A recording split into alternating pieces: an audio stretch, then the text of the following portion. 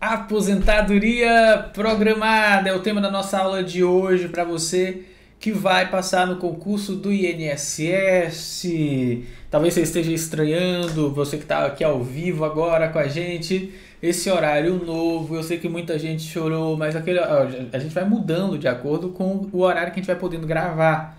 Não é? Nem sempre eu consigo gravar nos horários que a gente está aí combinado e tal, então a gente vai mudando os horários de gravação, né, das nossas aulas, tá? A gente já foi na segunda, já foi na terça, acho que a gente já foi quase todos os dias da semana. Aula de concurso, essa aula aqui ela é voltada para o concurso do INSS, então eu quero mandar um abraço aí para Simone, para Rosivânia, para Georgina, né, para Simone Máximo, que estão aqui ao vivo, né, com a gente. O pessoal que está no Instagram também, tá? Mandar um abraço para todo mundo. Eu, como sempre, estou aqui direto do melhor país do mundo, a Bahia, né?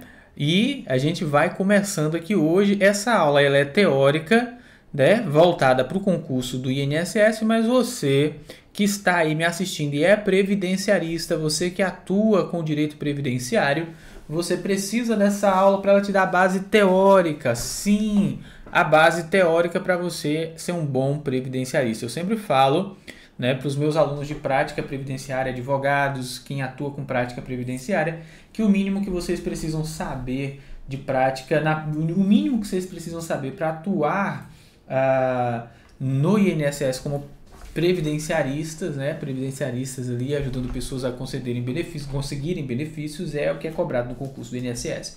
O que é que eu vou combinar com você? Essa aula ela não vai ficar no ar por muito tempo, tá? A gente vai gravar aqui, depois ela vai para edição, fica lá só para quem é nosso aluno da comunidade e do projeto INSS. Sim, essa aula de concurso, ela foi como bônus para quem é nosso aluno lá da comunidade, para quem é membro CPP, Camarão Pistola e da CPP. E também é para quem é Camarão Pistola do projeto INSS 2022, porque sim, com fé em Deus, ano que vem, 2020, nós teremos aí concurso do INSS para aqueles que estão aí firmes e fortes estudando, tá? Então essa aula ela vai ser gravada, vai ter alguns momentos que eu vou dar algumas pausas, assim, vai parecer que eu estou começando do zero, não estranhe para você que está assistindo a aula pela primeira vez, é porque faz parte aqui da nossa edição. A gente tem que dar uns cortes, porque cada aula lá dentro do projeto INSS ela tem blocos de duração aproximada ali de 30 minutos, às vezes um pouco menos, às vezes um pouco mais, tá? Para vocês aí poderem participar, poderem assistir com a gente, tá joia? Então, o objetivo dessa aula é fazer com que você seja aprovado no concurso do INSS. Então, se você conhece alguém que, poxa, gostaria que a pessoa fosse aprovada aí no concurso do INSS, gostaria mesmo? Manda o link dessa live para ela, que é uma aula ao vivo, completona, tá? Para você ajudar essa pessoa aí a ser aprovada no concurso do INSS. Para quem não entendeu nada aqui no Instagram, é porque o violão estava aqui do lado de cá, né? E aqui do lado de cá, quando eu abro a porta aqui do estúdio, ele bate na porta. Então, quando eu fecho a porta do estúdio, eu boto o violão aqui. Essa parte vazia, tecnicamente, aqui, para quem está no YouTube, tem que ter um quadro ali, ainda tem uma coisa de decoração. E eu vou enrolando aí, mas em breve terá. Prometo. Para ficar um estúdio cada vez mais bonitinho. Estou até pensando em fazer uma reforma aqui no estúdio, reorganizar. Mas por enquanto vai ficando assim. Só me diga uma coisa, vocês estão me ouvindo bem? Tá todo mundo me ouvindo bem? Quem tá no Instagram tá me ouvindo bem? Quem tá no YouTube, o nível de áudio tá bacana? Tá dando para ouvir legal? Me dê esse feedback e a gente já vai começar. O tema da nossa aula de hoje é aposentadoria programada. A gente vai aprender tudo o que você precisa saber sobre a aposentadoria programada para que você consiga aí ter a sua aprovação no concurso do INSS. Tá joia? Então, o pessoal tá dizendo que tá me ouvindo muito bem, tá? Ana também tá falando que tá ouvindo muito bem, muito bem, muito bem. Tá? No finalzinho dessa aula eu vou abrir um espaçozinho para dúvidas para vocês. Então, 2 segundinhos para quem está no YouTube aí, a gente já volta com material em aula. Você que está no Instagram, a tela não cai, fica o tempo inteiro aqui comigo. Você vai vendo aí também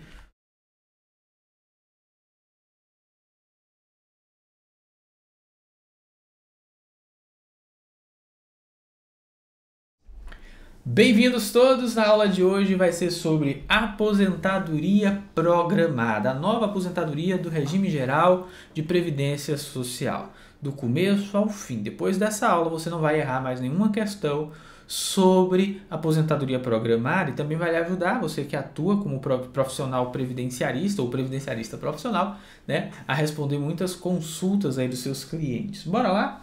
Bora entender então o que é essa aposentadoria programada. Olha, a gente tem um breve histórico para passar para vocês, tá? Até a reforma da Previdência ali, até 13 de novembro de 2019, a gente tinha dois tipos de aposentadorias básicas, né? Quais eram essas aposentadorias? A por tempo de contribuição e a por idade.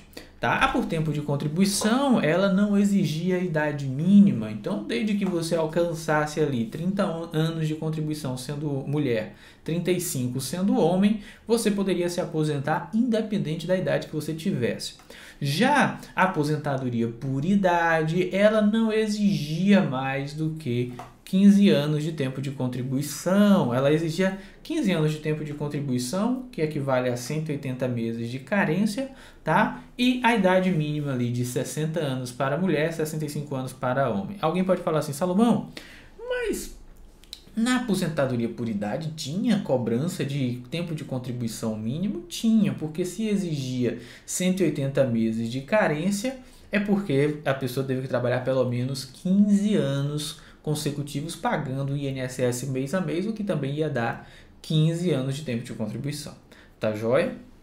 Bom, dentro desse contexto, ambas ainda elas existem, tá? Mas só se aplicam para pessoas que ou já se aposentaram antes da reforma, elas continuam com esse mesmo nome, aposentadoria por tempo de contribuição, aposentadoria por idade, ou para pessoas que, embora na data da reforma ainda não tenham preenchido 100% dos requisitos para a concessão desses benefícios, elas ficaram ali na beira, muito pertinho e caíram nas regras de transição, vão poder se aposentar ainda com uma dessas duas aposentadorias. Pois bem, aqueles que não preenchiam os requisitos, depois da reforma da Previdência, não têm mais direito a esse tipo de aposentadoria, tá? Ou estarão dentro de uma das regras de transição. Então, ainda por muitos anos, a gente vai ouvir falar assim em aposentadoria por tempo de contribuição e aposentadoria por idade, porque elas vão estar ativas para quem já recebia esse benefício antes da reforma da Previdência, ou seja, antes de 2019. Um outro dado também é que os segurados, né, as pessoas que recebem esse tipo de benefício, elas continuam chamando por muitos anos o benefício pelo nome errado, né? Ou tratando ainda daquelas nomenclaturas. Eu me lembro muito bem que, enquanto eu era servidor do INSS, sempre chegava um senhorzinho, uma senhorinha, querendo saber das informações do INPS, que foi extinto em 1990, tá? Então é bastante comum. Com a reforma, né, os dois tipos de aposentadoria, a meu ver, elas se fundem, né? Então, a de tempo de contribuição, né, a de tempo de contribuição e idade, elas passam a ser requisitos cumulativos para a concessão desses benefícios, tá? Embora eu falei para você, a aposentadoria por idade ela já exigia um tempo mínimo de contribuição, tecnicamente a de idade ela só exigia idade de carência. Depois da reforma, oficialmente, a gente passa a ter a aposentadoria programada, que é aquela que vai exigir não só um tempo de contribuição mínimo, mas um tempo de uma idade mínima também. Tá? Assim deixa de existir a aposentadoria por tempo de contribuição sem exigência de idade mínima e a aposentadoria por idade passa a exigir um tempo maior de contribuição. Nos seguintes termos, artigo 201, parágrafo 7º da Constituição. Anota para você revisar, você que não é nosso aluno, tá? Então, é assegurada a aposentadoria no regime geral de previdência social nos termos da lei obedecida às seguintes condições: 65 anos de idade para homem, 62 anos de idade para mulher, se observado o tempo mínimo de contribuição. Alguém vai falar assim, Salomão, eu sei que agora a aposentadoria para a mulher em 2021, no momento que eu gravo essa aula, é de 61 anos. Por quê? A gente está ali seguindo uma regra de transição. Nós vamos estudar todas as regras de transição, tá? Não se preocupe, de transições, a gente vai... São regras de transição. Todas elas nós vamos estudar, tá? Na aula de hoje a gente vai falar da aposentadoria programada só e a regra geral é 62 anos para mulher. Perdão. Tá? E 65 anos para homem. Já os trabalhadores rurais, né, eles se aposentam conforme ainda a Constituição, parágrafo 7º, inciso 2, que diz aos 60 anos de idade se homem, 55 anos de idade se mulher, para os trabalhadores rurais e para os que exerçam as atividades em regime de economia familiar, nestes incluídos o produtor rural e o garimpeiro artesanal. Quem é esse final aqui do artigo que fala o produtor rural, né, aqueles que exercem suas atividades em regime de economia familiar, nestes incluídos o produtor rural, o garimpeiro e o pescador artesanal? Sabe de que tipo de segurado a gente está falando aqui no final? 2 segundinhos para o beber água, você me responde aí nos comentários. Ah, Salomão, estou assistindo gravado. Tu anota no seu caderno para ver se você acertou. Aqui a gente está falando do segurado especial, tá? Nesse finalzinho aqui. Então, nós já estudamos cada tipo de segurado aqui no curso. Você lembra, o segurado, o trabalhador rural é um gênero, e nesse gênero a gente comporta o empregado rural, o trabalhador avulso rural, o contribuinte individual rural e o segurado especial. São todos trabalhadores rurais. Tá? Todos eles se aposentam com 60 anos sendo homem, 55 sendo mulher. Os limites fixados no caput, né, são reduzidos para 60 e 55 anos no caso de trabalhadores rurais, respectivamente homens, né, e mulheres, referidos na linha A do inciso 1, que é o empregado rural, na linha G do inciso 5, que é o contribuinte individual rural, e nos incisos 6, trabalhador rural avulso, trabalhador avulso rural, e 7, que é o segurado especial. Então aqui eu já trouxe mastigadinho aqui na norma, esse material, você sabe, está aqui embaixo na plataforma, você está assistindo a aula aqui na plataforma, você pode baixar esse material de apoio aí para você fazer o seu caderno de resumo, tá? Não precisa comprar livro, só se você quiser, mas assim, nós colocamos aqui no material de apoio aqui do projeto INSS tudo que você precisa para você não gastar com livro. Ah, Salomão, mas eu quero comprar legislação. No Planalto, gente. No Planalto você baixa. Eu já trago a norma aqui mastigada para você. Tá? Então, embora essa não mencionado aqui nos artigos que a gente leu, essa redução também abarca o produtor rural contribuinte individual. Tá? E a reforma, né, da Previdência, ela não fez nenhum tipo de alteração nas regras de aposentadoria dos trabalhadores rurais. Eu acredito muito que a gente vai ter muita questão de prova que as pessoas vão errar, porque vão aplicar as regras antigas, né, ou as regras novas para os trabalhadores rurais, e eles não sofreram qualquer tipo de alteração. Quem é que possui direito à nova aposentadoria do regime geral de previdência social? Todos os tipos de segurados, tá? Todos eles. Até o segurado facultativo, sim, até ele. Até quem paga com 5%, 11% a contribuição do INSS, também, já falamos sobre isso. Carência. Além da idade do tempo mínimo de contribuição, é preciso 180 meses de carência para ter direito, tá, ao benefício de aposentadoria. As aposentadorias, em regra, exigem sempre 180 meses de carência. Para o STJ, o auxílio acidente e não apenas o auxílio doença e aposentadoria por invalidez pode ser considerada como espécie de benefício por incapacidade apto a compor a carência necessária à concessão da aposentadoria por idade. Tá? Em caso de ser observada a vistuta regra da hermenêutica, segundo a qual, onde a lei não restringe, não cabe ao intérprete restringir. Então, se cair na sua prova de concurso do INSS, essa jurisprudência, pergunta, Salomão, perguntando a você, né? O auxílio acidente é considerado como carência para a concessão de aposentadoria? A regra geral, não é, tá? Agora, se pergunta, conforme o entendimento do STJ, aí sim. Aí você vai falar assim, Salomão, mas eu sei que no concurso do INSS não costuma cair jurisprudência. Nós estamos aqui num estudo verticalizado, profundo, antes do edital sair, não é verdade? Quando o edital sair, a gente vai saber, vai cobrar, não vai cobrar a jurisprudência. Eu, como eu não tenho uma bola de cristal, já falei isso com vocês, já combinei isso com vocês mais de uma vez, eu tenho que ensinar para vocês o máximo de possibilidades para que você não seja surpreendido aí na sua prova do INSS, tá? Para que seja um curso bastante completo, tá bom?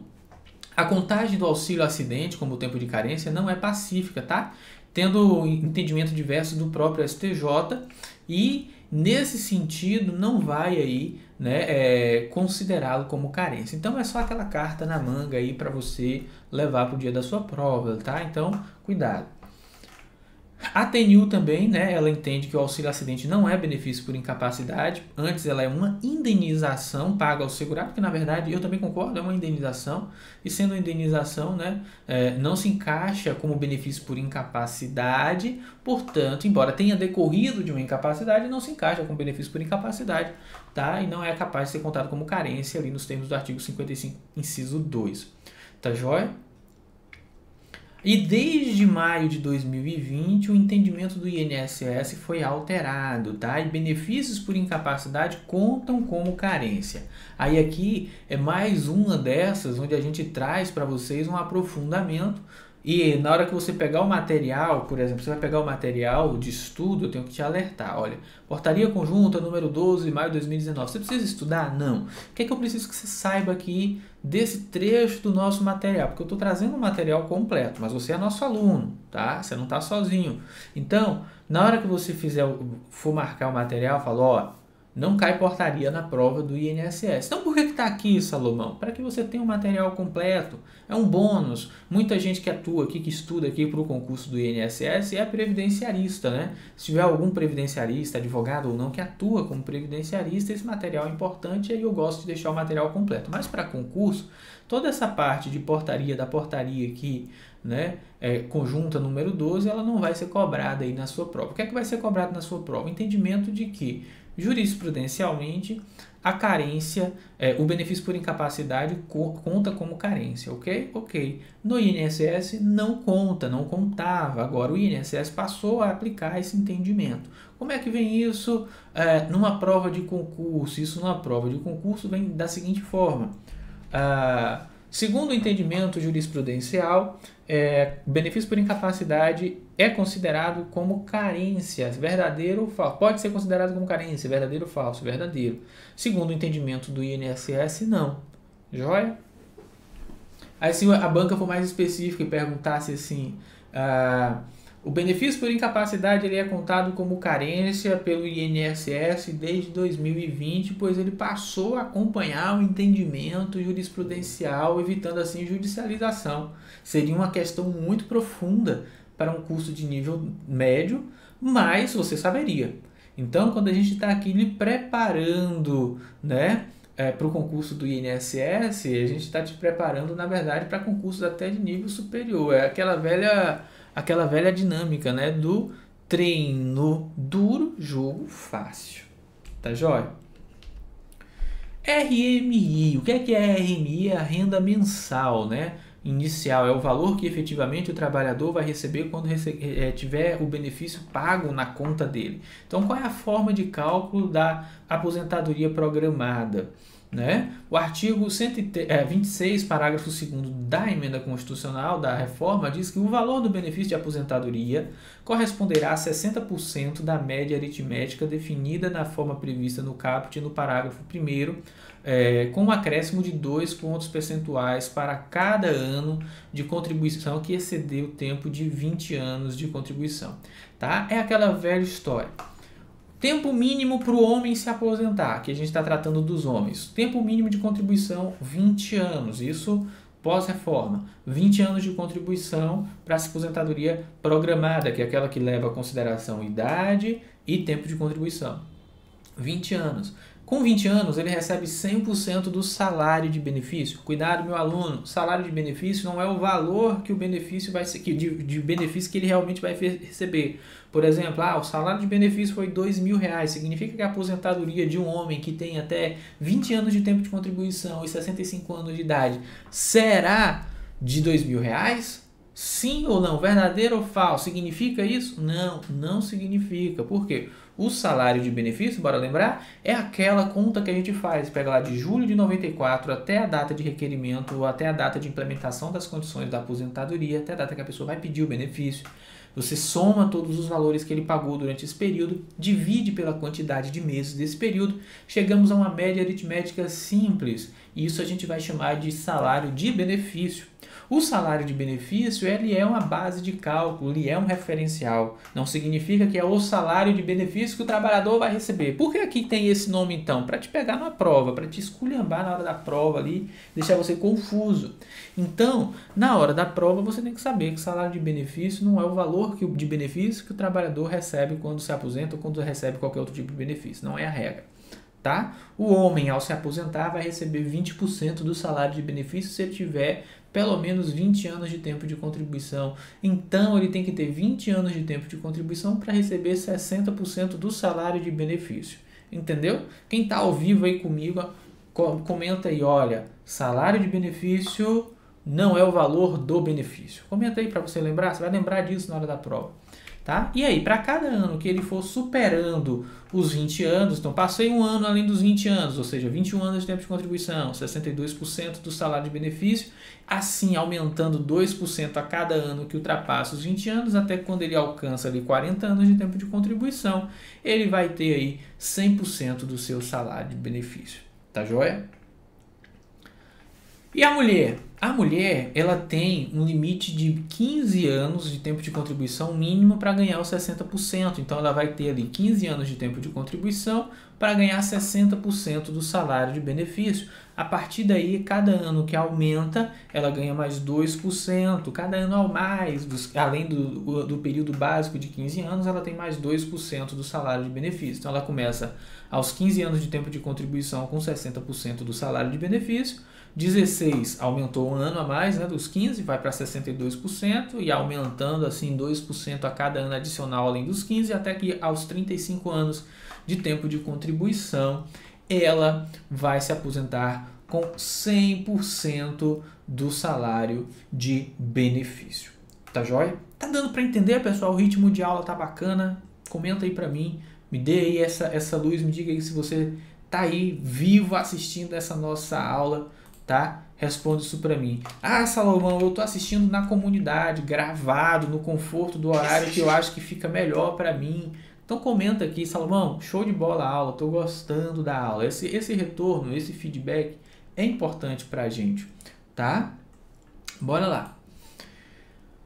Então imagina a seguinte situação, olha, um segurado, tá? Ele que trabalhou 42 anos, 41 anos, digamos que ele trabalhou 41 anos, homem que trabalhou 41 anos, tem 41 anos de tempo de contribuição.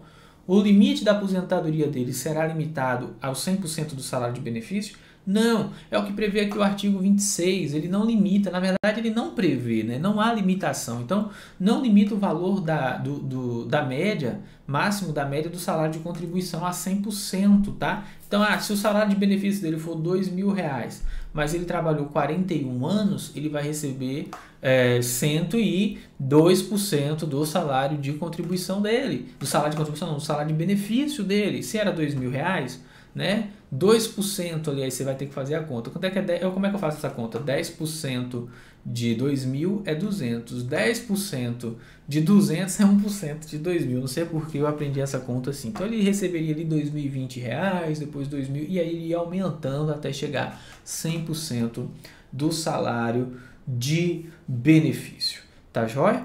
O mesmo se aplica à mulher, ela tem 35 anos de tempo de contribuição, mas digamos que ela passou dos 35 anos, foi ali para 36 anos, ela vai receber 102% do salário de benefício.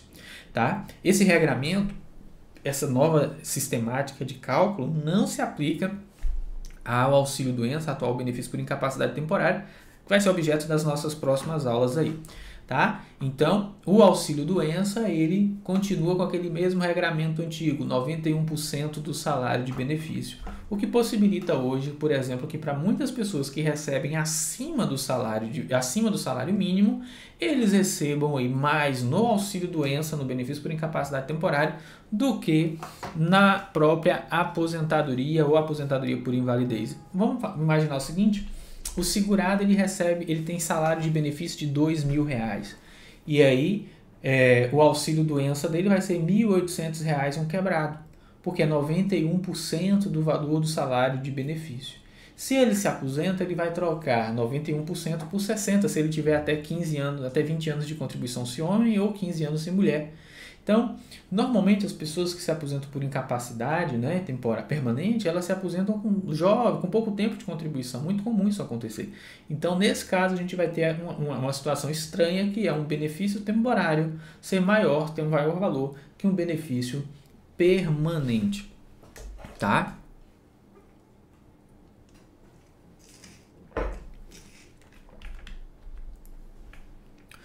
Possibilidades de excluir do cálculo do salário de benefício as contribuições que resultem em redução do valor. Para que você entenda, antes da reforma da Previdência, o salário de benefício ele era calculado com base nas 80% maiores contribuições do trabalhador, excluindo as 20% menores. Então, não pegava tudo, tirava a média, não. A média era uma média simples, mas das 80% maiores contribuições. Com a reforma da Previdência, se incluiu tudo, todos os valores que ele recebeu durante a vida inteira. E normalmente as pessoas recebem mal no início e às vezes no final da carreira. Às vezes no final da carreira, antes de se aposentar, porque foi demitido, né? E aí depois da demissão, para aceitar a recolocação no mercado de trabalho, a pessoa passa ali a aceitar, ganhava 4 mil reais, eu faço para você por um salário, e aí ela se aposenta no final da vida, recebendo, né, perto de se aposentar ali, um salário menor do que o que ela vinha recebendo no ápice ali da carreira dela. O que é que o legislador pensou? Falou, poxa, a gente já está aqui aumentando aqui as contribuições que serão incluídas no salário de contribuição para o cálculo, né, do salário de benefício, salário de contribuição não. Nós já estamos aqui aumentando os salários de contribuição que serão incluídos dentro do salário de benefício. Bom, vamos dar a possibilidade para o trabalhador de fazer o quê? Se ele quiser, e tendo o tempo mínimo de contribuição para se aposentar, ele pode excluir os valores menores, que vai acabar abaixando o valor da aposentadoria dele. Como é que isso funciona? Imagine aí, vamos imaginar que Clício Caldas, que está nos assistindo aqui, ele vai se aposentar. E ele tenha 25 anos de tempo de contribuição e a idade de 65 anos. Aí ele me procura, eu sou advogado previdenciarista. Você que não sabe, eu saí do INSS para virar um advogado previdenciarista, né, para atuar contra o INSS. E aí ele me procura e ele fala, cara, eu quero me aposentar e eu queria saber se dá para melhorar o valor do benefício. Eu vou falar, Clício, bora aqui fazer um planejamento previdenciário para você? E aí ele senta e eu vou fazer o planejamento dele. E no planejamento dele eu percebo que os últimos 5 anos dele, no planejamento não vem facinho assim, mas no exemplo aqui vai ser para a gente visualizar logo. Nos últimos 5 anos, tá? Nos últimos 5 anos ele pagou o salário mínimo, mas antes, até os 20 anos de tempo de contribuição, era sempre no teto, sempre no teto. Nesse caso, eu vou falar para Clício, vamos fazer o seguinte, vamos descartar os últimos 5 anos, porque eles estão sempre em salário mínimo e eles vão baixar a sua média. Então vamos incluir vamos deixar dentro da conta só os maiores, que estavam no teto. Então, se ele incluísse todos os salários dele, ele ia ficar ali com uma aposentadoria de uns 2 mil e pouco. Ele excluindo os últimos 5 anos de salário mínimo dentro da edição. Os primeiros foi no teto, os últimos 5 foi no mínimo. Posso excluir os últimos 5? Não poderia, porque se ele excluísse os últimos 5, ele não teria nem mesmo carência para se aposentar. Ele perderia 5 anos de carência, porque ele descarta para todas as finalidades. Então, pensando numa hipótese em que ele se encaixasse ali na regra de transição, em que ele pode ainda se aposentar com 15 anos de tempo de contribuição, ele não poderia descartar esses últimos 5 anos para aumentar o valor do benefício dele. Deu para compreender? Então, é uma possibilidade bacana, mas não é todo mundo que tem direito, tem que analisar cada caso, aí um previdenciarista que faz esse tipo de análise. A partir de agora, a gente vai ver a aposentadoria do professor. E eu já vou dar um macete logo de cara. A aposentadoria do professor vai seguir as mesmas regras no pós-reforma, basicamente, só que com 5 anos de redução no tempo ali, na idade, tá? E no tempo de contribuição para se aposentar. É isso que a gente vai ver, né, agora. Como é que funciona a aposentadoria do professor? Tá? A reforma não mexeu, continua com tempo de 5 anos a menos, né, de tempo de contribuição para que o professor possa se aposentar. O artigo 201, parágrafo 8º da Constituição traz a seguinte temática. O requisito de idade a que se refere o inciso 1 do parágrafo 7º será reduzida em 5 anos para o professor que comprove tempo de efetivo exercício das funções de magistério na educação infantil e no ensino fundamental e médio, fixado em lei complementar. Tá? Então a gente sabe, não é todo professor que vai poder se aposentar com essa redução. Quem é que normalmente é excluído? Professor de nível superior. Tá? Então professores eles se aposentam agora com a idade de 60 anos se for homem, 57 anos se for mulher. Tá? E até a reforma da Previdência, a aposentadoria do professor exigia apenas uma regulamentação por lei ordinária, tá? Para estabelecer quais seriam esses requisitos. Depois da reforma da Previdência, passou a ser lei complementar. Isso aqui tem cheiro de questão de prova. Então, marca aí no seu caderno, no material que você tem, marca aí, ó, lei complementar. Agora é a que deve regular a aposentadoria dos professores e não mais lei ordinária. Cuidado, a banca, né, ela gosta de trazer isso. Um outro detalhe é que, e isso aqui foi um golpe duro para o professor, é que a reforma passou a prever uma idade mínima para o professor. Então, até que lei complementar disponha sobre a redução da idade mínima e tempo de contribuição do professor, né, será concedida a aposentadoria ao professor que comprove 25 anos, né, de tempo de contribuição exclusivamente em efetivo exercício das atividades de magistério na educação infantil e no ensino fundamental e médio e tenha 57 anos de idade se mulher e 60 anos de idade se homem. Qual foi o golpe aqui? A profunda alteração, é em idade mínima. Né? A minha sogra ela se aposentou como professora aos 53 anos de idade. Se fosse hoje, ela não poderia se aposentar, porque ela teria que ter pelo menos 57 anos de idade, tá? Então, presta atenção aí, porque isso aqui tem cheiro de questão de prova. Os professores homens se aposentam com 25 anos, tá? Ao invés de 30 anos de tempo de contribuição, o que é uma vantagem para os homens, tá? Agora, tem que ter idade mínima aí de 60 anos, isso aí ficou puxado para quem é professor. Eu era professor de História, né, ensino fundamental e nível médio. A minha primeira formação é como historiador. Antes do direito eu fiz História, cursei História e atuava como professor. Eu sei que é puxado sala de aula de menino, tá? É muito puxado.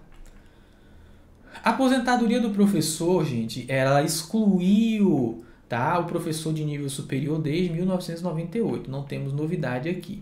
Para a contagem diferenciada de tempo de contribuição, deve ser exclusivo o magistério, tá? Esse tempo deve ser exclusivo de magistério e essa redução no tempo de contribuição se aplica também aos professores de ensino infantil, fundamental e médio que estejam exercendo atividades de direção de unidade escolar, coordenação, assessoramento pedagógico, tá? Sendo esta uma exceção ali prevista a súmula 726. Que diz que para efeito de aposentadoria especial de professor, não se computa o tempo de serviço prestado fora de aula. Lembra, ó, essa aposentadoria especial aqui não tem nada a ver com a aposentadoria especial que a gente vai estudar mais para frente, aquela com exposição a agentes nocivos da saúde e tudo mais, periculosidade, não. Essa aposentadoria especial aqui, esse termo na súmula aqui, podia ser entenda como aposentadoria diferenciada do professor, para você não errar na hora da prova. Tá? O STF ele entende que é vedada, proibida a contagem proporcional de tempo de serviço no magistério para fins de aposentadoria comum. Então eu posso converter, eu tenho ali 20 anos de tempo como professor, eu posso converter em aposentadoria comum, em tempo comum e aumentar, igual a atividade especial aumenta? Não, não pode. E o que um detalhe, você só vai poder se aposentar como professor se usar todo aquele tempo como professor. Ah, Salomão, eu só tenho 15 anos como professor, e agora? Agora você vai ter que juntar o resto do tempo comum e se aposentar pelas regras convencionais. Ah, eu tenho o tempo inteiro de professor, então, e o tempo comum que eu tinha, eu posso jogar no meio ali? Não vai poder jogar no meio. Tá o tempo para contar para se aposentar. Tá joia? A atividade de professor ela não é considerada como especial, tá? Mesmo havendo a redução do tempo de contribuição, especial no sentido de exposição a agentes nocivos à saúde, tá? Agentes químicos, físicos e biológicos, não tem nada a ver aqui com o professor, tá bom? E cabe destacar que até a reforma da Previdência incide sim fator previdenciário sobre as aposentadorias do professor, sendo esse também o entendimento do STF, tá? E aí, entendimento recente, tá bom? E o INSS já aplicava. Qual é a forma de cálculo aqui da aposentadoria do professor? A RMI, a renda mensal inicial. A renda mensal inicial, o valor, né, que de fato ele vai receber, considerando que os professores eles devem ter pelo menos 25 anos de tempo de contribuição, a renda mensal deles será de pelo menos 70% se for homem e de 80% se for mulher.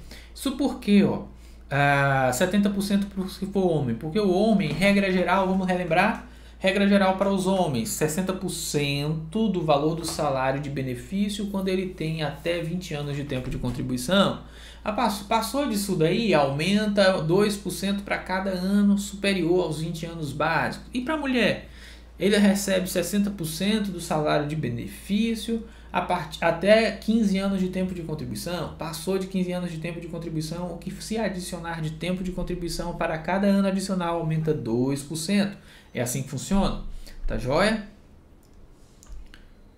Então, nesse contexto, a gente fecha a aposentadoria dos professores, tá joia? E agora a gente vai trabalhar um pouquinho com a aposentadoria programada dos trabalhadores rurais. Como é que vai funcionar essa aposentadoria programada dos trabalhadores rurais? Me dê 2 segundinhos aí que a gente já volta no próximo bloco com esse tema que está imperdível.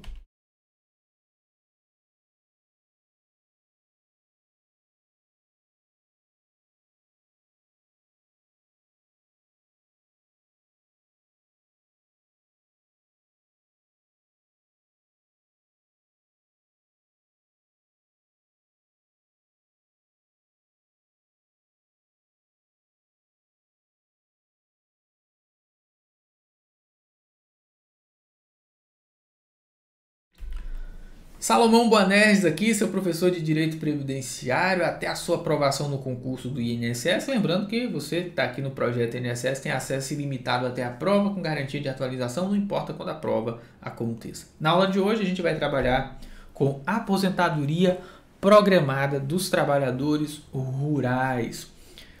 O que é que a gente tem nessa aposentadoria de diferente? Né? O que é que a gente precisa observar? Os trabalhadores rurais, né, pescadores, garimpeiros, né, não tiveram ali, o segurado especial, o trabalhador, o produtor rural, não tiveram alterações com a reforma da Previdência. Tá? A Constituição prevê que é assegurada a aposentadoria no regime geral de Previdência Social nos termos da lei, obedecida às seguintes condições: 60 anos de idade se homem, 55 anos de idade se mulher, para os trabalhadores rurais e para os que exerçam suas atividades em regime de economia familiar, nestes incluídos o produtor rural, o garimpeiro, o pescador artesanal. Então, trabalhador rural, a gente vai ter aí contribuinte individual rural, empregado rural, trabalhador avulso rural, para a ordem ficar bonitinha, né? Empregado rural, trabalhador avulso rural, contribuinte individual e segurado especial. São todos trabalhadores rurais.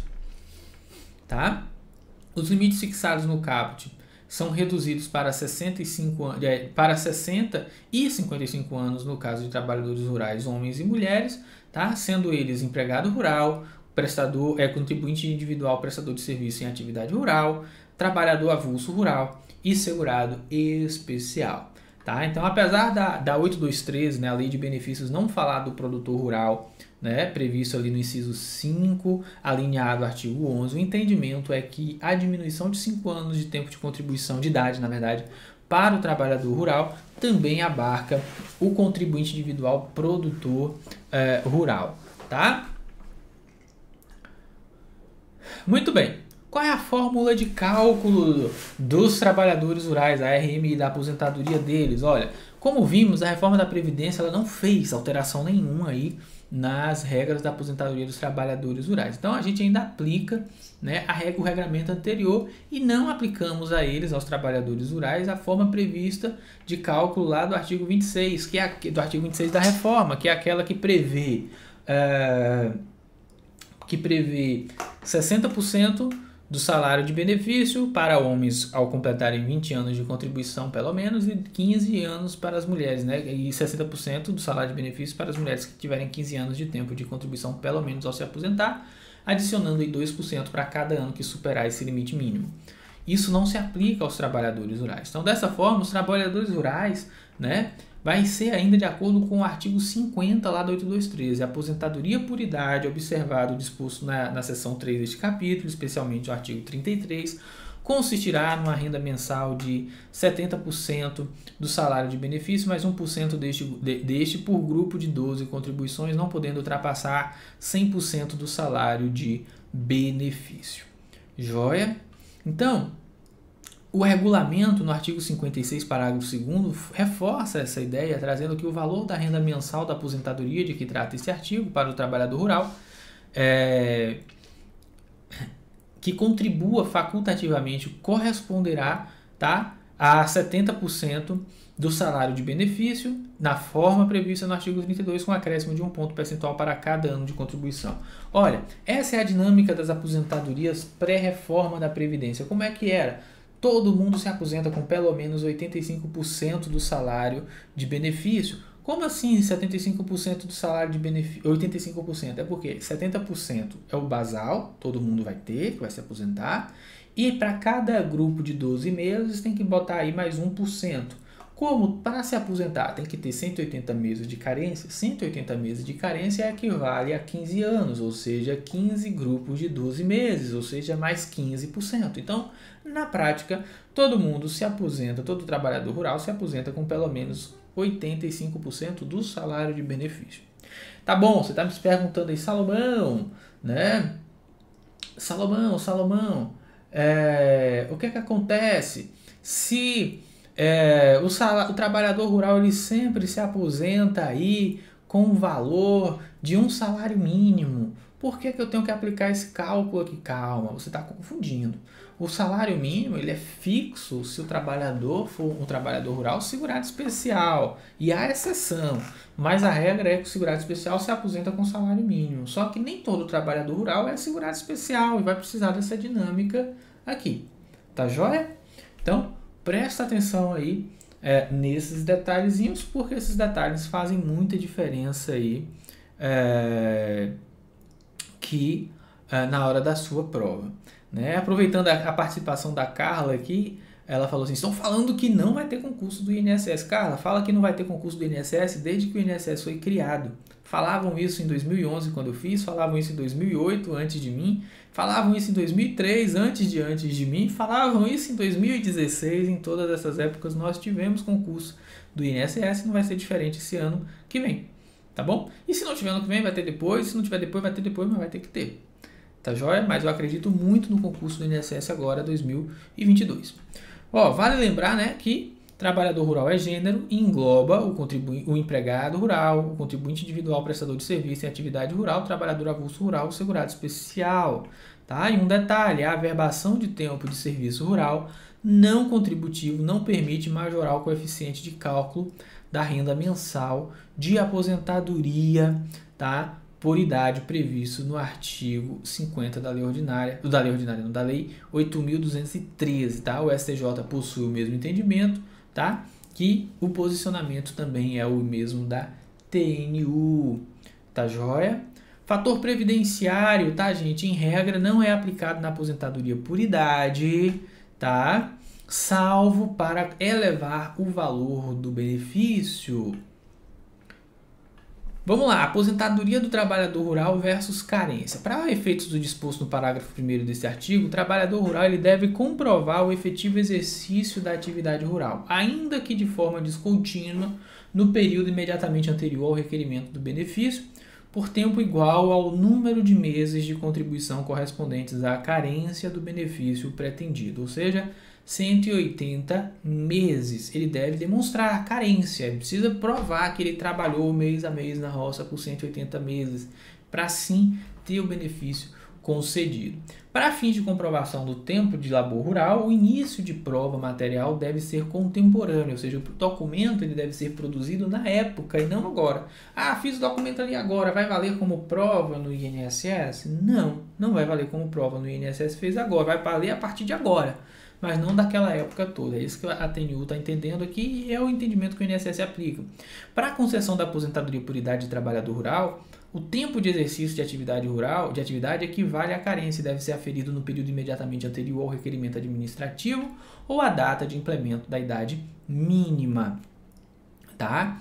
E muita atenção aqui, que o tempo de exercício de atividade equivalente à carência deve ser aferido no período imediatamente anterior ao requerimento administrativo ou à data de implemento da idade mínima. Então, imagine que Maria ela exerceu a atividade rural até 2014, quando completou 55 anos de idade.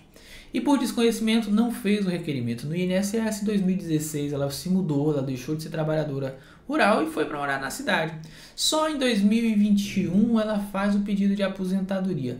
Nesse caso, tá? O INSS não poderá negar, indeferir, alegando perda da qualidade de segurado, pois quando ela implementou a condição de se aposentar, implementou a idade, ela era segurada rural, né? E provavelmente aqui, no nosso exemplo, segurado especial.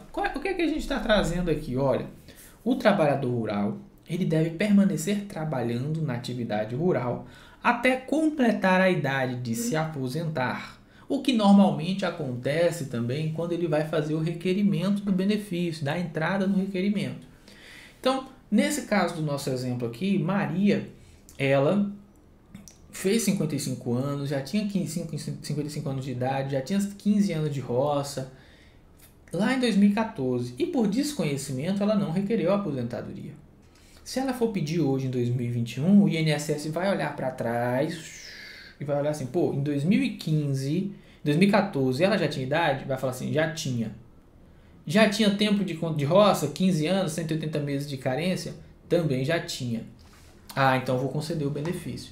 Vai pagar desde 2014 lá? Não, vai pagar a partir do momento que ela fizer a entrada, né, fizer o requerimento ali no benefício, tá? Mas não vai poder negar alegando que ela não mora mais na roça, porque embora ela não more mais na roça hoje, na época em que ela implementou as condições de concessão do benefício, ela estava na roça e estava na qualidade de segurado especial, tá? Para a concessão da aposentadoria rural por idade, não se exige que o início de prova material corresponda a todo o período, equivalente à carência do benefício, tá? Isso hoje, na prática previdenciária, quem atua aí sabe que o ofício circular 46, ele permite um documento agora, outro documento prova 90 meses, outro documento prova outro período de 90 meses. Para fins de prova, basta você saber que não precisa ser um documento para cada ano, né, que vai ser exigido ali na hora da pessoa se aposentar. A súmula 6 da TNU diz que a certidão de casamento ou outro documento idôneo que evidencia a condição de trabalhador rural do cônjuge constitui início razoável de prova material da atividade rurícola. Então, os documentos do esposo podem ser usados aí em favor da esposa, tá? A partir de agora, a gente vai trabalhar um pouquinho com a aposentadoria híbrida, tá joia? Aproveitando aqui essa pausa antes da gente começar, né, esse novo bloco, né, só respondendo aqui o Jeová, ele pergunta o seguinte: do banner lá do curso Teórico Mais Questões diz 245, é 249 na promoção, tá?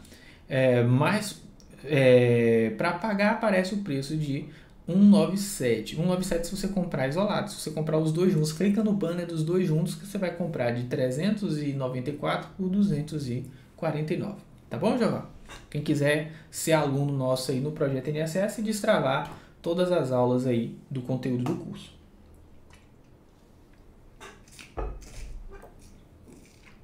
Bora lá. Me deem aí 2 segundinhos que a gente já retorna, tá? Para tratar de aposentadoria híbrida com vocês.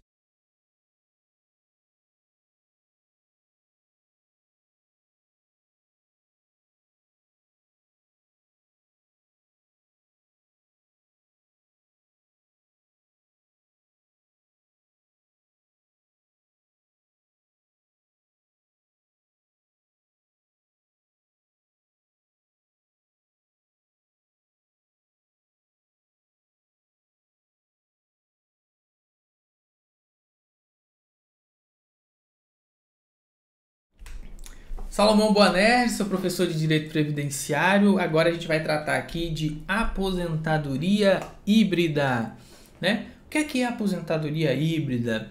Tá? A aposentadoria híbrida ela é aquela em que o segurado rural usa períodos urbanos para completar sua carência e se aposentar. Então, não tenho todo o tempo de trabalho rural, mas eu tenho uma parte de urbano. Eu posso juntar urbano e rural? Sim, você pode juntar urbano e rural. Tá? Nessa hipótese, não vai haver redução de idade. Para efeitos do disposto no parágrafo 1º do artigo 48, o trabalhador rural deve comprovar o efetivo exercício de atividade rural, ainda que de forma descontínua, no período imediatamente anterior ao requerimento do benefício por tempo igual ao número de meses de contribuição correspondentes à carência do benefício pretendido. Tá? O artigo 48, parágrafo 3º, vai dizer que os trabalhadores rurais, de que trata o parágrafo 1º desse artigo, que não atendam o disposto no parágrafo 2º, mas que satisfaçam essa condição se forem considerados os períodos de contribuição sobre outras categorias de segurado, farão jus ao benefício ao completarem 65 anos de idade se homem e 60 anos se mulher. Tá joia? Então, uma observação. Com a reforma da Previdência, tá? A idade da mulher alterou e a aposentadoria híbrida para a mulher passa a exigir idade mínima aí de 62 anos como regra geral. Cuidado, porque lá na 8213, como eu mostrei aqui para você, ainda trata da idade de 60 anos para as mulheres. Então, quem estiver estudando lei seca, cuidado com as pegadinhas aí da lei seca, das desatualizações. O último período de trabalho, ele deve ser rural ou ele deve ser urbano para a aposentadoria híbrida? Até 2018, o INSS só aceitava a aposentadoria híbrida se o último período trabalhado fosse em atividade rural. Contudo, tal entendimento mudou e atualmente, conforme já entendia o STF, o INSS já processa a aposentadoria, já implanta essa aposentadoria híbrida, independente da última atividade ser de segurado urbano ou segurado rural, tanto faz. Tá? É o que prevê o memorando circular número 1 da DIRBEM, lá de 2018. Salomão, para concurso eu preciso saber isso? Não, para concurso não, o memorando não, mas você precisa saber que o INSS já processa, que o entendimento jurisprudencial já era nesse sentido, de que tanto faz se o último período é urbano, se o último período é rural. Já para o STJ, desde 2019, agosto ali, o tempo de serviço rural, ainda que remoto e descontínuo, anterior a 8.213 a 91, de 1991, pode ser computado para fins de carência necessária à obtenção da aposentadoria híbrida por idade, tá? Ainda que não tenha sido efetivado o recolhimento das contribuições, nos termos do artigo 48, parágrafo 3º. Seja qual for a predominância do labor misto exercido no período de carência ou o tipo de trabalho exercido no momento do implemento do requisito etário ou do requerimento administrativo. Ou seja, o último vínculo do segurado pode ser urbano, pode ser rural, tá? O tempo pode ser anterior a 91, sem necessidade do efetivo recolhimento e vai contar como carência. Isso quando eu estiver tratando aqui de aposentadoria híbrida, tá?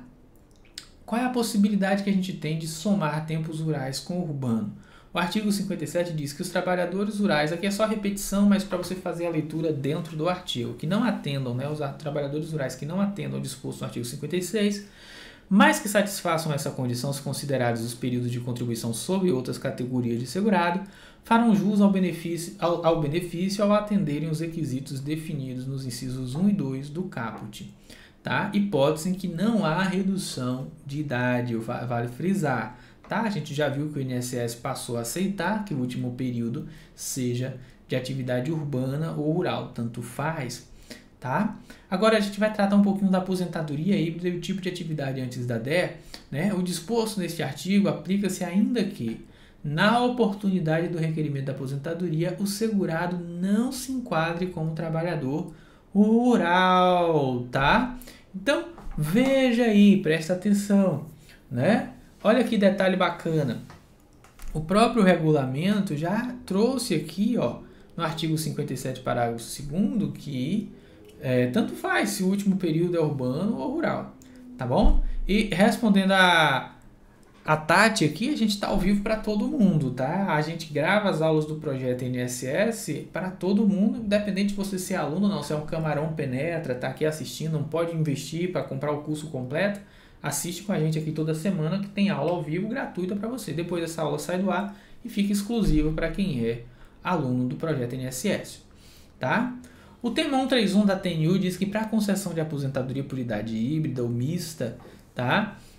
Cujo requisito etário é o mesmo exigido para a aposentadoria urbana, é irrelevante a natureza rural ou urbana da atividade exercida pelo segurado no período imediatamente anterior à implementação do requisito etário ou ao requerimento do benefício. Ainda não há vedação para que o tempo rural anterior a 91 seja considerado para efeito de carência, mesmo que não verificado o recolhimento das respectivas contribuições.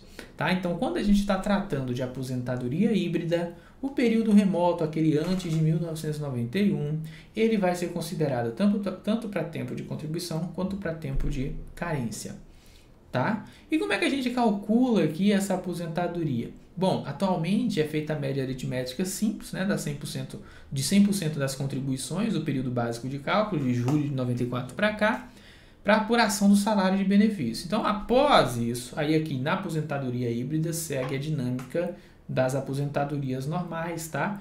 De 60% do salário de benefício mais 2% para cada ano de contribuição que ultrapassar o período básico de 20 anos para homem ou de 15 anos para mulher.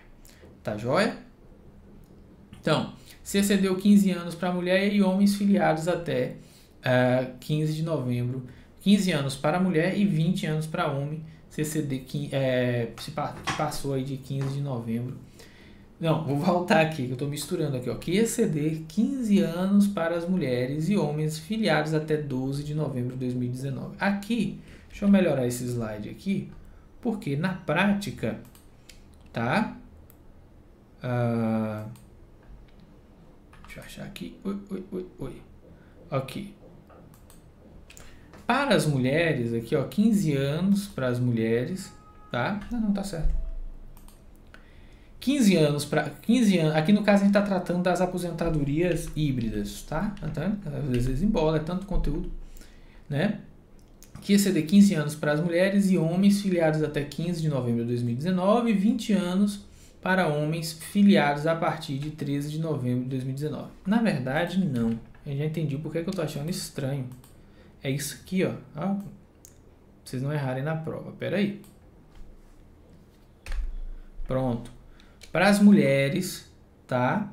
Até 12 de novembro, até a reforma ali, a gente vai ter... A gente vai ter o quê? Como é que é feita a conta, né? Faz aquela conta básica, até a reforma da Previdência, segue o cálculo normal, 80% das maiores contribuições, tira ali e faz aquela conta normal que era. Depois da reforma da Previdência que vai se aplicar essa dinâmica de 60% do salário de benefício para homens, mais 2% para cada ano que ultrapassar esse limite mínimo de 20 anos de contribuição no caso dos homens, e 60% do salário de benefício para as mulheres, que alcançarem até 15 anos de tempo de contribuição, tá? E 2% para cada ano a mais que ultrapassar esse período. Aí agora o que você precisa observar. Nos períodos em que o segurado for segurado especial, será inserido salário mínimo na conta, tá? Porque o período de segurado especial conta como salário mínimo. Para fins do disposto no caput, o valor da renda mensal da aposentadoria será apurado na forma do disposto do artigo 53, considerando-se como salário de contribuição mensal no período como segurado especial o salário mínimo. A partir de agora, a gente vai entender a aposentadoria programada com o pedágio de carência, tá? O que é que a gente precisa saber aqui? Em relação às aposentadorias por idade, tá? Tempo de contribuição especial entre 91 e 2010 ao chamado pedágio de carência. Esse pedágio de carência, tá? Ele aconteceu porque houve ali uma reforma da Previdência lá em 1990. E aí estabeleceu que as aposentadorias, elas passariam a exigir uma carência de 180 meses e não mais 60 meses. Então quem estava muito perto de se aposentar ia ter que trabalhar 2 vezes mais, ia ficar horrível, não ia conseguir se aposentar. Então, foi previsto, tá, que para o segurado inscrito na Previdência Social até 24 de julho de 91, bem como o trabalhador e o empregado rural cobertos pela Previdência Social, a carência das aposentadorias por idade, por tempo de contribuição, por tempo de serviço, né, e especial obedecerá a seguinte tabela, levando em conta o ano em que o segurado implementou todas as condições necessárias à obtenção do benefício. Nesse caso aqui, houve um erro do legislador, porque a carência não é contada da data da filiação, né? E, na verdade, a carência é contada da data da filiação e não da inscrição. Então, quando você se filia, tá? Você já está ali correndo a sua carência. A inscrição normalmente ocorre depois. Primeiro a filiação, depois a inscrição. A exceção, trabalhador, contribuinte individual, autônomo e facultativo, tá? Então, ele apenas foi um ato falho que o legislador trouxe aqui no artigo 142, dizendo, olha, para o segurado inscrito, na verdade, o correto seria para o segurado filiado. Tá? Como é que é esse pedágio de carência? Olha, em 91, para se aposentar, a pessoa deveria ter 60 meses de carência. Em 2007, 156 meses de carência, até que em 2010, 174, e a partir de 2011 e até hoje, 180 meses de carência. Tá? Eu lembro quando eu passei no concurso do INSS, eu comecei a trabalhar em dezembro de 2012. E a gente ainda atendia segurado que estava dentro dessa tabelinha aí de pedágio, né? do congelamento do pedágio. O INSS ele entende que a carência a ser exigida, né? é aquela exposta na tabela para o ano que o segurado completou a idade de se aposentar. Então, imagine aqui que alguém fez 65 anos em 2000 e 2000 exigia 114 meses de carência, mas ele só conseguiu alcançar 114 meses de carência em 2001, tá? Só que em 2001 já se exigia, né, 120 meses de carência. Então, o que o INSS falou? Não vamos considerar a carência do ano em que ele fez a idade. Então, se o ano que ele fez a idade foi o ano 2000, quando ele alcançar a carência do ano 2000, ele já vai poder se aposentar, tá? E isso que é o congelamento da carência. Então, imagine aí que o sujeito ele fez 65 anos em 2000 e vai ter que integralizar a carência de 114 contribuições mensais. E se esses 114 meses de carência ele só conseguir fazer em 2008, tá? Não será necessário atingir a carência prevista na tabela para o ano de 2008, que seria 162. Mesmo se só em 2008 a pessoa alcançasse 114 meses de carência, ele poderia se aposentar apenas com esses 114 meses de carência, porque foi em 2000 que ele fez a idade mínima, tá? Se não seguisse esse congelamento de carência, em 2008 ele teria que fazer ali 162 meses de carência. Olha a diferença, né? Quase 50 aí, meses de carência a mais, 50 meses trabalhando a mais, é muito diferente. Esse entendimento também é o do STJ, da TNU, tá? E agora a gente vai falar um pouquinho sobre a aposentadoria programada e o início de prova material. Tá? A comprovação do exercício de atividade rural ela será feita alternativamente por meio de contrato individual de trabalho, carteira de trabalho e previdência social, contrato de arrendamento e parceria ou comodato rural, tá? Isso aqui é o que? O início de prova para o trabalhador rural. Quais são os documentos que ele tem que apresentar? Ah, Salomão, isso é muito chato, mas você tem que saber. Você não quer passar no concurso do INSS? Tem futuro servidor do INSS me assistindo aí? Se é o caso, você tem que saber, tá?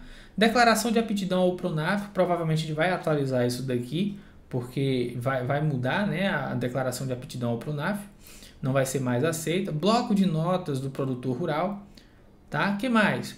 Notas fiscais de entrada de mercadoria, emitidas pela empresa adquirente da produção, com indicação do nome do segurado como vendedor, documentos fiscais relativos à entrega de produção da cooperativa agrícola e entreposto de pescado ou de outros, com indicação do segurado como vendedor e consignante, comprovantes de recolhimento de contribuição à Previdência Social decorrentes da comercialização da produção, cópia da declaração de imposto de renda com indicação de renda proveniente de comercialização da produção rural, licença de ocupação ou permissão outorgada pelo INCRA, tá?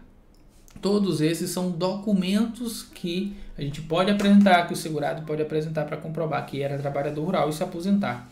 Tá bom? Lembrando que o trabalhador rural ele pode contribuir pagando ou ele pode simplesmente demonstrar, o trabalhador rural segurado especial, demonstrar que ele exercia aquela atividade. E aí ele vai ter direito a se aposentar. Tá bom? Para o STJ, para fins previdenciários, embora seja admissível a comprovação de atividade rural mediante a qualificação de lavrador do marido na certidão de casamento, é inaceitável a utilização desse documento como início de prova material quando se constata, como no caso em apreço, que o cônjuge aposentado como rurícola venha a exercer posteriormente a atividade urbana, aposentando-se inclusive nessa condição. O que é que ele está dizendo aqui? Os documentos do esposo, da esposa, valem do cônjuge, vale para o outro cônjuge, né? Vale para o casal. Mas se quem é o titular do documento deixa de ser segurado rural, trabalhador rural, tá? Aquele documento não vai mais se aplicar a partir do momento que a pessoa deixou de ser trabalhador rural. A entrevista rural era uma previsão, que era uma prática do INSS, né? Até 2017 havia essa entrevista rural no INSS para a concessão dos benefícios rurais, o que não ocorre mais, segundo o novo entendimento do INSS. Agora, aposentadoria do trabalhador rural e aposentadoria da pessoa com deficiência. Dá para acumular, né, os dois tipos de aposentadoria? Dá para a gente juntar as duas aposentadorias ali, aí eu já diminui 5 anos como trabalhador rural, agora eu vou poder diminuir mais 5 anos como deficiente, e aí eu vou juntar tudo. Você acha que isso é possível? E a resposta é não, tá? Não dá para você acumular a vantagem dos dois tipos de aposentadoria. O trabalhador rural que possua deficiência também tem redução na idade para a aposentadoria, mas essa redução é de 5 anos, tá? Sendo exigida a idade de 60 anos para homem e 55 anos para mulher. E é assegurada a concessão de aposentadoria pelo regime geral ao segurado com deficiência, observadas as seguintes condições: ele tem que ter 60 anos de idade se homem, 55 se mulher, independente do grau de deficiência, desde que cumprido o tempo mínimo de contribuição. Na prática, vai ser muito pouco usado pelo trabalhador rural, porque ele vai se aposentar com a mesma idade que ele tiver, né, a mesma idade que ele teria se ele não tivesse deficiência.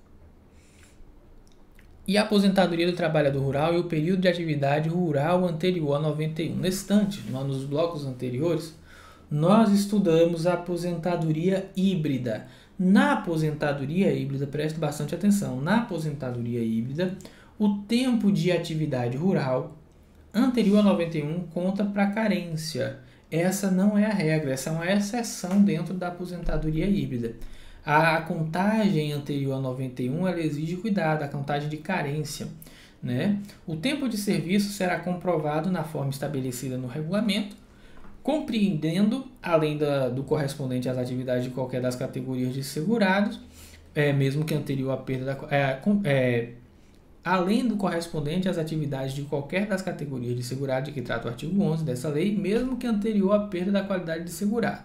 Aí vem um detalhe: o tempo de serviço do segurado trabalhador rural anterior à data de início da vigência dessa lei, ou seja, novembro de 91, será computado independente dos recolhimentos de contribuições e a ele correspondentes, exceto para efeito de carência, conforme dispõe o regulamento. Então, com exceção da aposentadoria híbrida, tá? A gente não vai ter aí a contagem do tempo de carência para o trabalhador rural do tempo anterior a 1991. Ou seja, em regra, o tempo rural anterior a novembro de 91 conta como tempo de serviço, contribuição, mas não como tempo de carência. A exceção é o segurado especial e a aposentadoria híbrida. Então, para contar, o segurado tem que ser segurado especial e se aposentar com aposentadoria híbrida. Do contrário, não vai poder se aposentar usando a carência daquele período anterior a 91. Tá bom? Então, olha, a súmula 24 diz da TNU que o tempo de serviço do segurado trabalhador rural anterior a 1991, sem o devido recolhimento de contribuições, pode ser considerado para a concessão de benefício previdenciário, exceto para efeito de carência. Tá joia?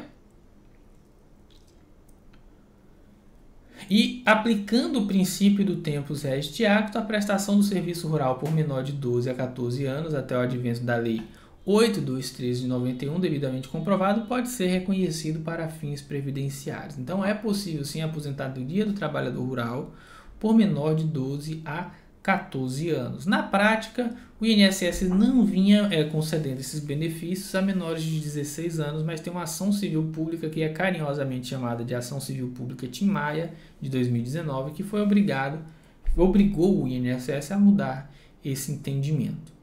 Tá joia? E com a Lei 13.846, né, o segurado especial, a partir de 1º de janeiro de 2023, ele deve comprovar a atividade rural anualmente, né, e não quando for requerer algum benefício. Na prática, isso ainda vai demorar um tempo para ser implantado, porque a gente teve ali na reforma da Previdência, tá, uma prorrogação desse prazo até que pelo menos 50% dos segurados especiais estejam cadastrados de acordo com o artigo 195 da Constituição no sistema. Então, até isso acontecer, isso vai ser postergado até, né? Bom, essa atividade rural, né, para período anterior a 1º de janeiro de 2023, o segurado especial vai comprovar o tempo de exercício da atividade rural por meio de autodeclaração, ratificada pelas entidades credenciadas, né, nos termos do artigo 13 da Lei 12.188, tá? E por outros órgãos públicos como o INSS. Na prática, o que acontece? Quem acaba validando a documentação rural é o INSS, tá? O INSS segue homologando essa atividade rural e essa atividade rural, ela vai aí, o segurado apresenta a documentação. Quando o segurado apresenta a documentação, o INSS homologa ou não homologa, tá? Estão gostando da aula? Tá dando para aprender? Tô vendo vocês aí quietinhos, né? Poucos comentários, mas eu espero que vocês estejam aí gostando do conteúdo da aula. Vamos caminhando aqui já para os temas finais da nossa aula de hoje, tá? Assuntos relevantes que você não pode deixar de observar, e aí a gente vai concluir toda essa sistemática aí das aposentadorias programadas. Você que está no YouTube, me dê 2 segundinhos que eu já retorno.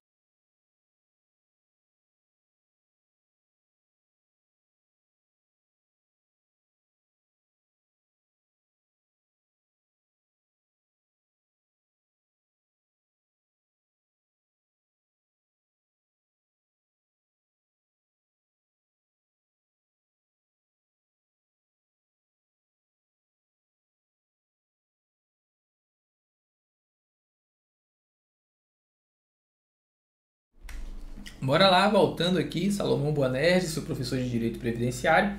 Na aula passada a gente falou da aposentadoria híbrida e a Bernadette ela deixou a seguinte pergunta: professor, na aposentadoria híbrida por tempo de contribuição, o tempo do segurado rural especial após 1991 sempre vai ter que indenizar? Sempre vai ter que indenizar, sempre tem que pagar. Indenizar é pagar o período, só é liberado antes de 1991. Pessoal, caminhando aqui, nós estamos gravando nossas aulas aqui de aposentadoria programada, né? Você já vem aqui assistindo aqui dentro da plataforma.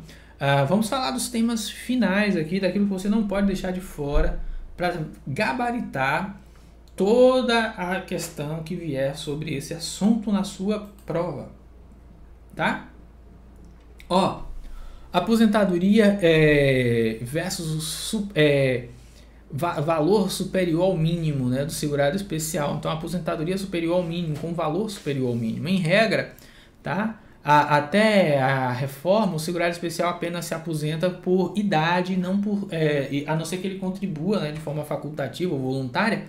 Eu não gosto de usar o termo facultativo porque confunde você achando que ele vai contribuir como se fosse segurado facultativo. Não é isso. Tá? É como se fosse contribuinte individual. Ele faz uma complementação ali, ele paga e ele pode se aposentar com valor superior ao salário mínimo. Após a reforma, com a extinção da aposentadoria por tempo de contribuição, tal complementação, tá, só vale a pena se o desejo do segurado for ganhar mais que um salário mínimo. Antes ele podia fazer a complementação para poder, por exemplo, eu sou segurado especial, estudei, passei no concurso do Estado, quero levar o tempo de segurado especial para o Estado para me aposentar logo lá. Posso? Poderia, até a reforma poderia. Por quê? Porque aí ele complementava e se aposentava por tempo de contribuição, por exemplo. Né? Seria possível? Seria possível. Tá? Esse tempo levar esse tempo através de uma CTC, mas não vou entrar nos termos técnicos. Depois da reforma, acabou a aposentadoria por tempo de contribuição, não é? Então, como acabou a aposentadoria por tempo de contribuição, complementar não vai valer a pena se ele quiser aumentar só o valor do benefício. Ele só vai valer a pena se ele quiser aumentar o valor do benefício, já que ele não vai poder se aposentar mais por tempo de contribuição. Deixa eu melhorar esse exemplo aqui. Vamos, para ficar maior, acho que não ficou claro. Às vezes eu estou aqui dando exemplo para você e eu estou pensando como é que o aluno que nunca viu essa matéria vai entender esse assunto. Será que tá entendendo ou não? Então, vou melhorar esse exemplo que eu acabei de dar. Imagine que o segurado especial ele começou a trabalhar muito cedo e ele quer se aposentar por tempo de contribuição. É possível que ele, ao começar a trabalhar, por exemplo, aos 16 anos na roça, 16 mais 30, 46, mais 5, 51, É assim que eu vou fazendo as contas para ficar mais fácil. Aí, ele com 51 anos poderia se aposentar por tempo de contribuição, mas ele deveria complementar e fazer o pagamento daquele período, tá? Como se fosse contribuinte individual, teria que pagar aquele tempo inteiro para poder se aposentar por tempo de contribuição. Poderia? Poderia. Não ficaria muito caro? Ficaria. Na prática, seria basicamente financeiramente inviável, mas poderia. Então, é essa sistemática que a gente está tratando aqui. Após a reforma, com a extinção da aposentadoria por tempo de contribuição, tal complemento só vale se o desejo dele for ganhar mais com o salário mínimo. Mas se aposentar antes, se aposentaria com 51 anos e não com 60, diminuiria 9 anos de tempo de contribuição para ele. Bom, aposentadoria versus alíquotas de 5% e 11%. Serão obrigados a complementar quem paga 5% ou 11% de INSS depois da reforma da Previdência, já que a aposentadoria por tempo de contribuição foi extinta e agora toda a aposentadoria por idade, na verdade, foi extinta e agora toda aposentadoria é uma aposentadoria que exige idade e tempo de contribuição mínimo. Esse 5% que ele pagou vai valer para aposentar? Esses 11% que pagou vai valer para aposentar? E a resposta é sim, vai valer sim. Tá? Para ter direito à aposentadoria por tempo de contribuição, o contribuinte individual e o segurado facultativo que contribui com a alíquota de 20% do salário de contribuição, eles devem pagar a diferença de 9% a 15%, do contrário não terão direito. Tá? Porém, para a aposentadoria programada, eles não precisam complementar. Porque na aposentadoria programada, eles não aposentam só por tempo de contribuição, é tempo de contribuição e idade. Joia? Tá? Também não é mais possível a contagem de tempo fictício, entende-se como tempo fictício, tempo de contribuição fictício, todo aquele considerado em lei anterior como tempo de serviço público ou privado computado para fins de concessão de aposentadoria sem que haja por parte do servidor ou segurado, cumulativamente, a prestação do serviço e a correspondente contribuição, salvo o direito adquirido até 1998. Tá bom?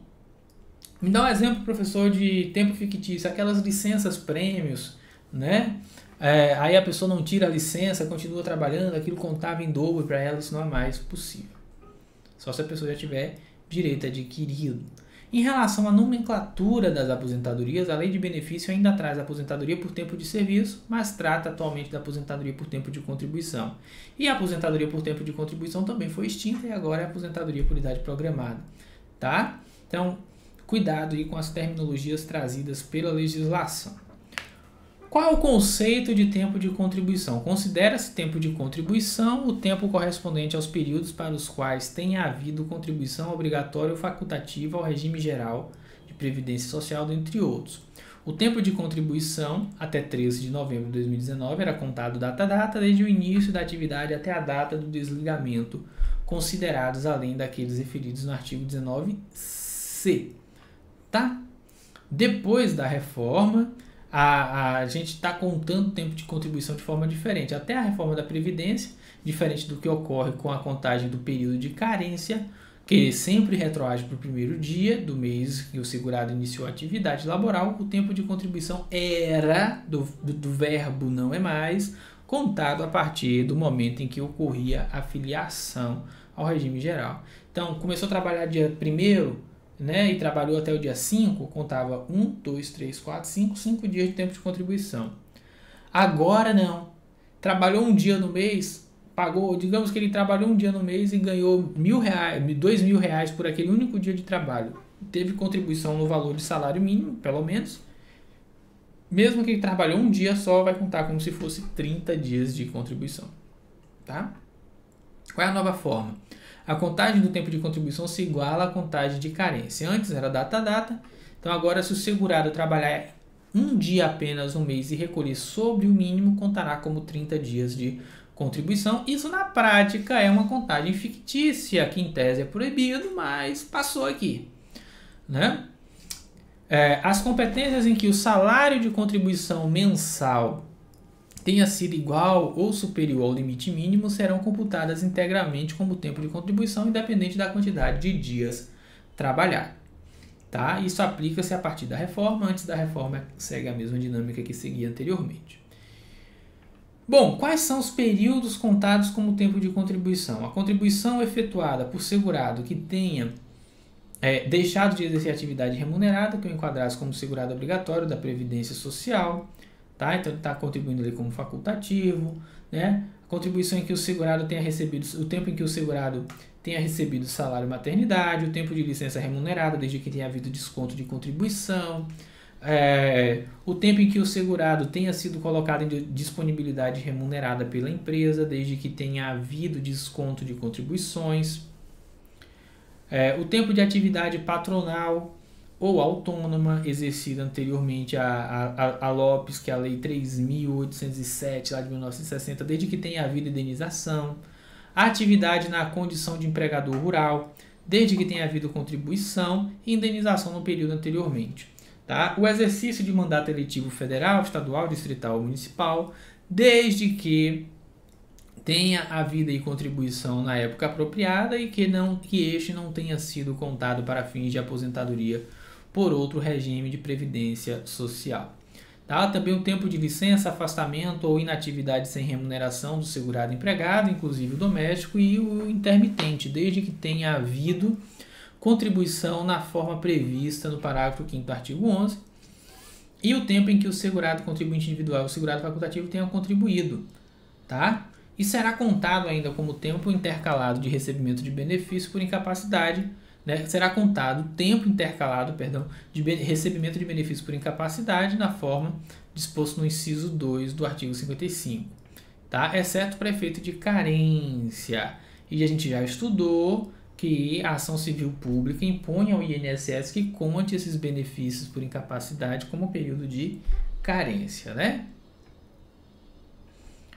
A súmula 73 da TNU diz que o tempo em gozo de auxílio-doença ou aposentadoria por invalidez não decorrente de acidente do trabalho só pode ser computada como tempo de contribuição para fim de carência quando intercalado entre períodos nos quais houve recolhimento de contribuições para a Previdência Social, sendo esse o mesmo entendimento do STJ.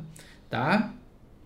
E o benefício de seguro-desemprego teve um período que foi considerado como salário de contribuição e, portanto, havia contribuição previdenciária, tá? Mas em obediência ao princípio da noventena, embora ela tenha sido promulgada, aprovada em novembro de 2019, ficou vigente apenas entre março e abril de 2020.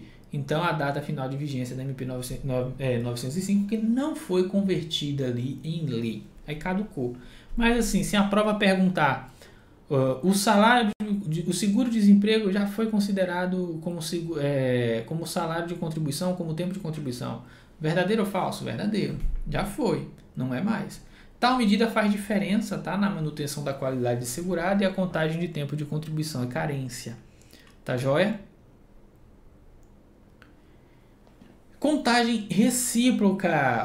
Para fins de aposentadoria, será assegurada a contagem recíproca do tempo de contribuição entre o regime geral de previdência social e os regimes próprios de previdência social e destes entre si, observada a compensação financeira de acordo com seus critérios. Então, aqui a única novidade foi os termos, né, regime geral e regime próprio completos.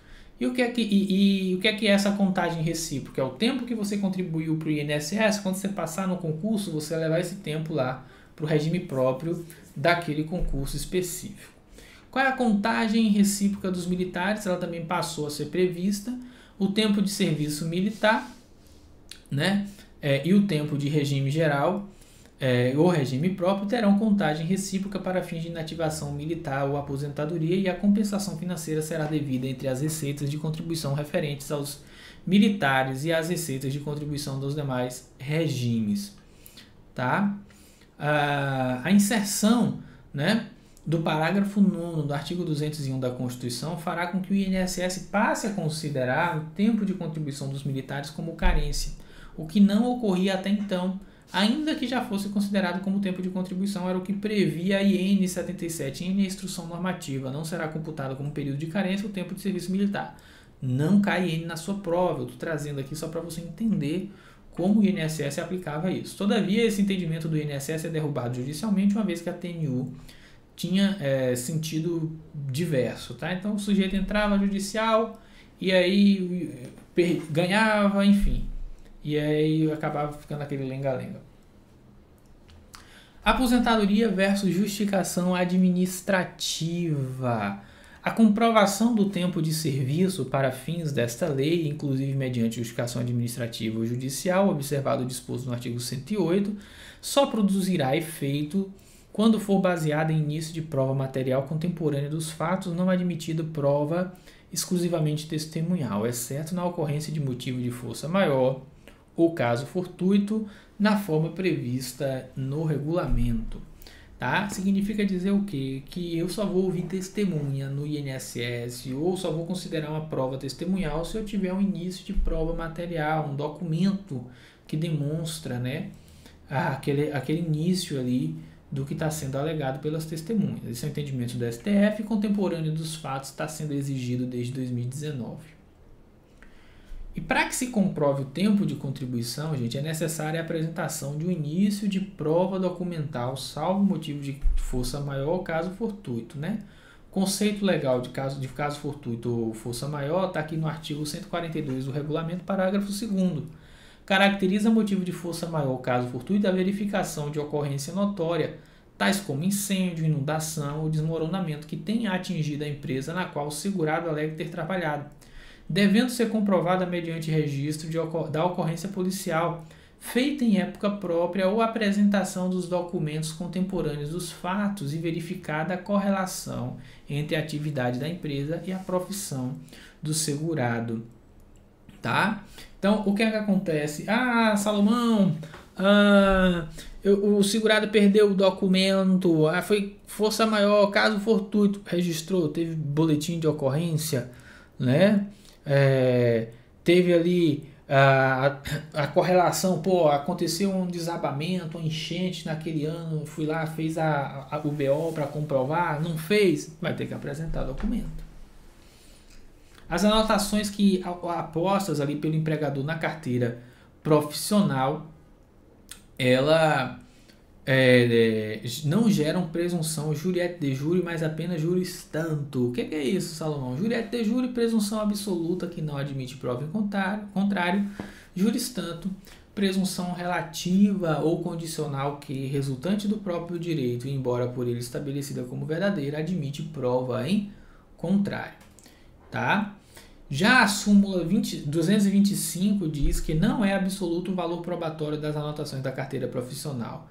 Tá? E a carteira profissional de trabalho, em relação à qual não se aponta defeito formal que lhe comprometa a fidedignidade, goza de presunção relativa de veracidade, formando prova suficiente de tempo de serviço para fins previdenciários, ainda que a anotação de vínculo de emprego não conste no Cadastro Nacional de Informações Sociais.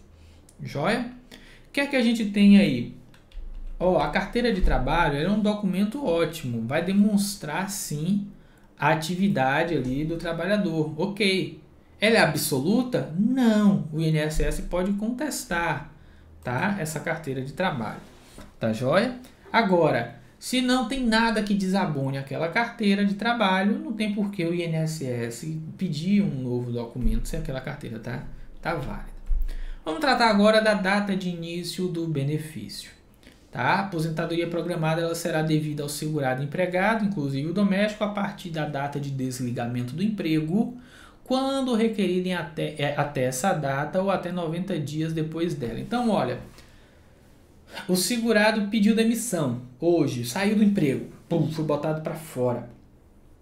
Aí, daqui 60 dias ele pede aposentadoria e a aposentadoria é concedida. Ele vai receber desde o dia seguinte ao dia que ele saiu do emprego. Se ele fizer isso, o pedido até 90 dias depois que ele saiu do emprego, ele vai receber do dia seguinte à saída do emprego até para sempre. Ah, passou de 90 dias, aí dá DER, da data de entrada do requerimento, tá? Bom, da data de entrada do requerimento, quando não houve desligamento do emprego ou quando for requerido após o prazo de 90 dias.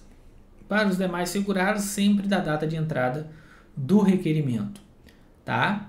E para finalizar a nossa aula de hoje, tratando agora da aposentadoria compulsória. A aposentadoria por idade pode ser requerida pela empresa desde que o segurado empregado tenha cumprido o período de carência e completado os 70 anos de idade, se do sexo masculino, 65 anos se do sexo feminino, sendo compulsória, caso em que será garantida ao empregado a indenização prevista na legislação trabalhista, considerada como data de rescisão do contrato de trabalho a imediatamente anterior ao início da aposentadoria. Na prática, na iniciativa privada, é difícil socorrer. Não conheço um caso. Assim, depois vocês conhecerem, me avisem. Eu não conheço um caso de aposentadoria compulsória, até porque é como se fosse uma demissão. Às vezes o empregado também nem sabe e tal. A aposentadoria compulsória dos empregados públicos, dos empregados dos consórcios públicos, das empresas públicas, das sociedades de economia mista e das subsidiárias serão aposentados compulsoriamente, observado o cumprimento de tempo mínimo de contribuição ao atingir a idade máxima de que trata o inciso 2 do parágrafo 1º do artigo 40, na forma estabelecida em lei, atualmente 75 anos de idade, né? Salvo engano. Com isso, pessoal, nós fechamos aqui nossa bateria, fechamos a aposentadoria programada, completa a aula para que você possa ter a sua aprovação. Não deu para assistir tudo, volta do começo na aula gravada lá dentro da plataforma, tá bom? Então é isso, daqui a pouquinho eu volto para me despedir de vocês que estão aqui comigo no ao vivo.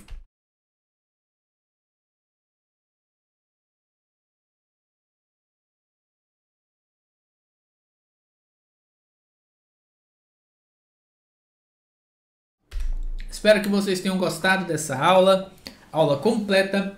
Por enquanto, esse vai ser o nosso horário de aula. Toda semana, às 14 horas, a gente faz aqui a aula ao vivo. Eu vou deixar essa aula ao vivo até mais um pouquinho à noite. Antes a gente estava fazendo às 5 da manhã. 5 da manhã, né? Tava bacana, tava massa. Mas infelizmente não deu para eu continuar às 5 da manhã. Fizemos aí quase um mês de aula, um pouco mais de um mês, aula às 5 da manhã. Você chegou a assistir alguma aula dessa às 5 da manhã? Tá? Mas como a gente está deixando gravado, tá? Para vocês assistirem aí por 24 horas. Ah, Salomão, mas eu comprei o curso completo. Cara, você comprou porque você quer a coisa toda organizada, tal, mas assim, enquanto eu gravo aqui ao vivo, se eu quisesse gravar o curso e entregar para todo mundo, mesmo depois de você ter comprado hoje, não teria problema. O curso é meu, o conteúdo é meu, tá? Eu tenho um compromisso aqui com você. Eu sei que muitos não podem investir, não podem comprar, e os que podem comprar, às vezes nem precisam, mas compram só para abençoar. Então tá super bacana o preço, tá com mais de 35% de desconto na compra do curso de questões e o curso teórico, tá? Então de 394 por 249, você pode comprar separadamente cada um deles por R$ 197. Curso completo, 100% atualizado, sem limite de atualização, ou sem limite de visualização e com garantia de atualização até a prova. Tem 30 dias de garantia. Se você comprar no impulso, não gostar, o curso for uma carniça, tá? Se não quiser continuar, você pode pedir o reembolso em 30 dias. O risco é todo meu, tá? Então, se você gostou dessa aula, quer pegar todas as outras aulas, são quase 70 aulas como essa, para você travar. Essa aula, e você vai continuar gravando essas aulas até quando? Até a gente fechar o edital, a gente zera, começa de novo, igual a gente já fez mais de uma vez. Essa já é a terceira vez que eu regravo o curso completo para ir atualizando, melhorando o áudio, melhorando a imagem, melhorando os exemplos, né? E a gente vai fazer também a gravação do curso de questões também, tá? Renovar aí todo o curso de questões, mas todo o material que tem lá você já pode assistir, tá? É só acessar Projeto INSS, tá bom? Acesse aí o projetoinss.com, tá aqui, ó, aqui embaixo, tá vendo? Tudo junto. Tem na descrição aqui, você acessa, vai poder se matricular, ser nosso aluno aí, ser camarão, né? Casca grossa, camarão pistola aí do Projeto INSS, tá? Um grande abraço, Deus abençoe a todos. Não se esqueça, quem tem fé, né? Não precisa de sorte. Vamos ficando por aqui. Você que está no Instagram, tchau, tchau. Você que está no YouTube, tchau, tchau.